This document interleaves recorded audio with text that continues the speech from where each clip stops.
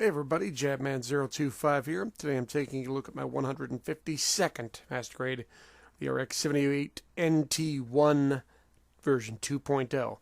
This was one of the most requested 2.0s by me and by a lot of Gunpla fans for a long time. We finally got it. Let's have a look. See what we got. Now we start out with the torso. Very interesting connections on the arms here, or more specifically the shoulders. We have this little ring here. This ring hooks into a groove around the peg here that allows it to go completely 360. So shoulders will have no trouble whatsoever going any direction you want. They do come out as well, so you can get a little, more shoulder movement out of it. But I really like that new connection for the shoulders. That is a great way to do it, and it makes so much sense. I'm shocked we haven't done it before. Good torso movement, can move up and down. Get them all armored up. I like the vents. I like the colors. You can open up this latch here, see the pallet inside. You can't open up that red door, but it's really complicated and not worth the time or effort. You get the little vents with the holes in them. That's to connect the armor later. And the head mold is 100% perfect on this thing. I use the stickers, but the camera on the front and the back, that already comes clear green, so you can use the stickers if you want, but you don't have to. But like I said, head is on the money, perfect. And like I said, a little bit of lining to do on the face, and the grooves under the eyes. It's just big enough to make it easy to do. Looks great. They give you a broken V-fin. In the anime, the V-fin was snapped off in battle, so I guess if you want, you can have the broken V-fin. Here is the arms, fairly standard upper bicep. Kind of a neat way they put the connections together. And the most complicated forearm in Gunpla history. This is just wackiness. And at the time you're building it, it makes absolutely no sense. No sense whatsoever. When you put it together, it still doesn't make a lot of sense until you put the armor on and everything. Oh, okay. But you got to make sure everything's lined up there and everything is frontwards and not backwards. And extra careful on that. Put the armor on. Okay, now you understand what it's supposed to do. And that ring up there is where the arm or the hand is going to connect. And you think, a ring to connect? It works. I'll talk about it in a bit. Move the blue part up and the white part down just a tiny bit, and you can see the machine gun inside in that nice chrome silver. Looks very good. Again, some lining to do on the arm. Not a ton, but you do have some lining to do. You see, pre-armor, post-armor. Doesn't make any sense until you put the armor on. You put the arms in connection, and you'll notice something on the arms. Remember those little plastic sleeves from the full armor Gundam Thunderbolt? They're back. But you notice, why do I have an extra? They give you two of this size. In my opinion, this is just too big for the shoulders. So cut one in half and use each section for the shoulders. Like I said, if you really worked at it, I guess you could put that on the shoulders, but it's just too big in my opinion. Cut it in half, use each half for there. There you go. Now, on to the legs.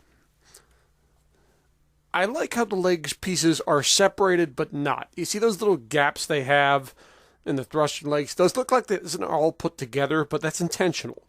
And it kind of gives a, more maneuvering look to it. It looks like it could move side to side if it wanted to. It can't, but it looks like it could if it wanted to. And that adds a little more, agility to this kit, even if it doesn't have it.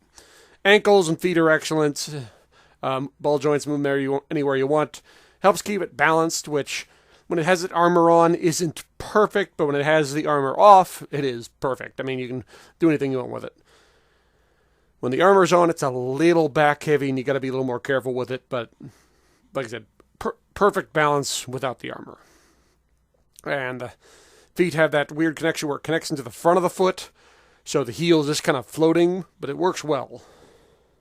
And like I said, big knee movement, moving anywhere you want. Waist armor, I really like the thrusters they have all over the place, the little yellow thrusters. Add a little black in the center yourself, and it looks really good.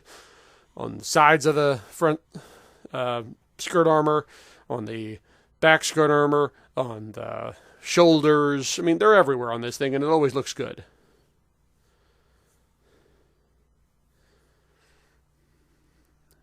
Like I said, lining. You do have a lot of lining to do on this kit. At least compared to other master grades. Now, put them all together. He looks kind of odd in the fact that his legs are so spread apart and his arms are so spread apart. It looks like he should carry, like he should be carrying 2 watermelons under each arm or something. It works well, though.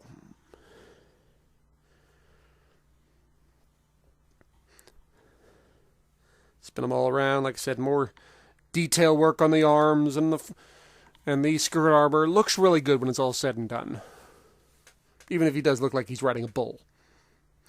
Decal them up. All sticker decals. No dry transfer. No water slide.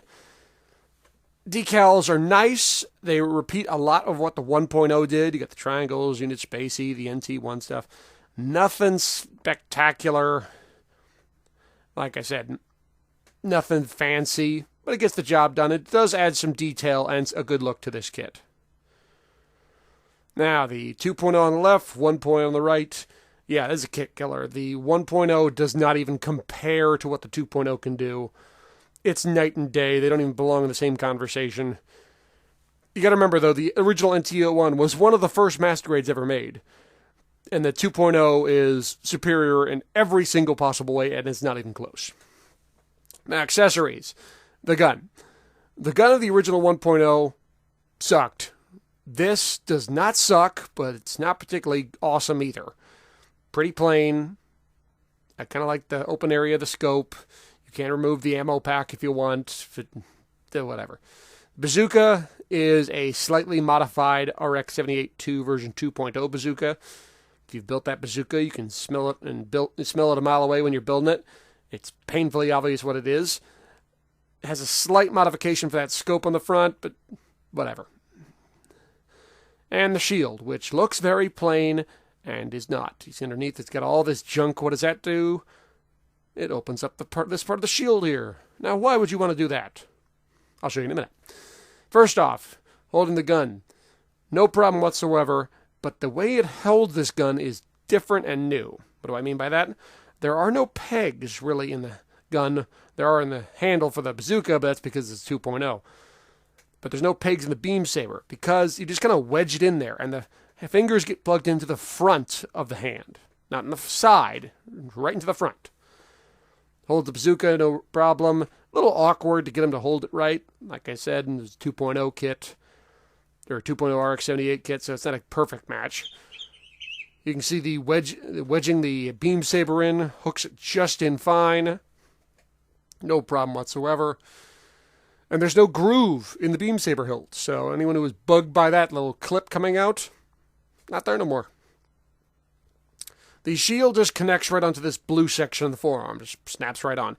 It has a handle that the hand can grab if you want it to, but it's completely unnecessary. It gets the job done just fine without it.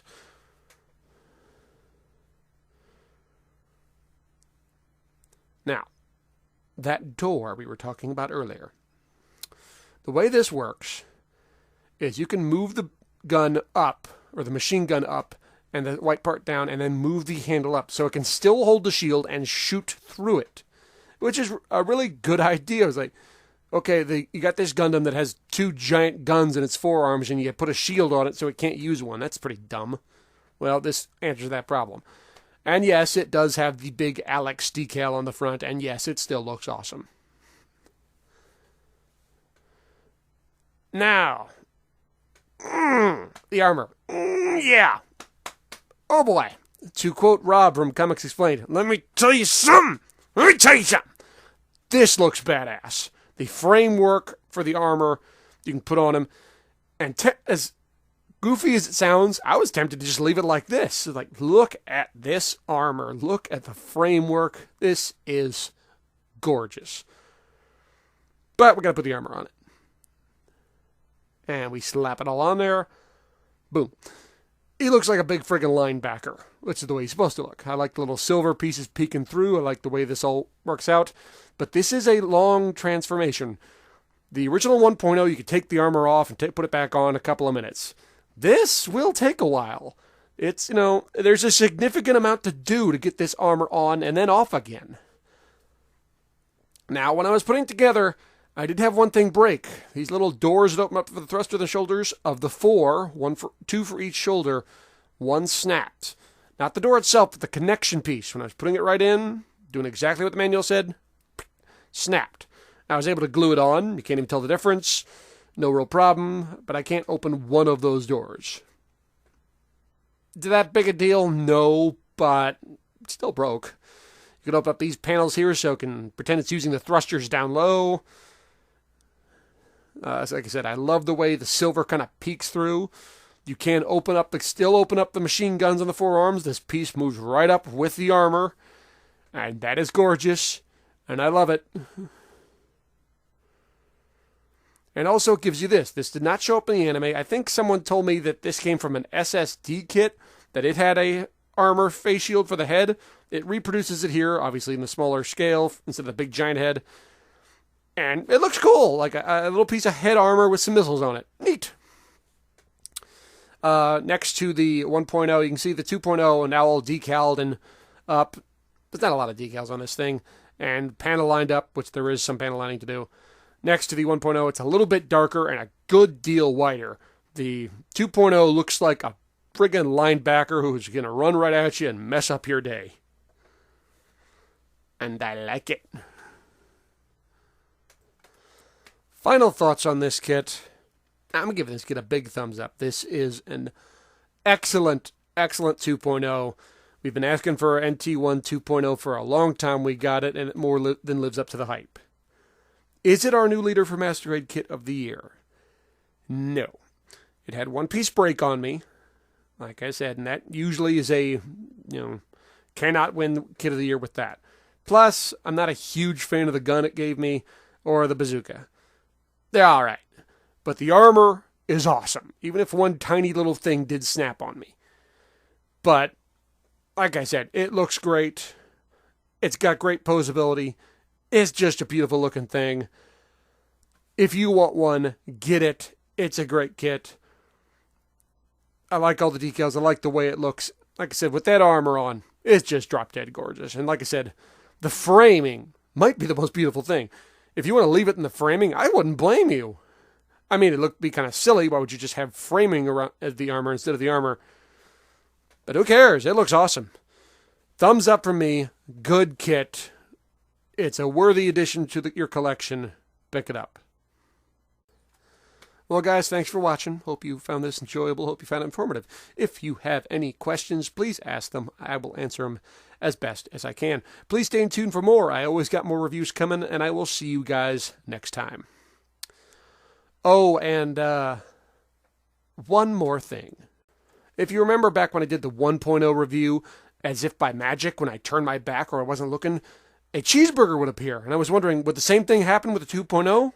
And, well, I came down one day and... Yes, yes, yes, double bacon cheeseburger, baby.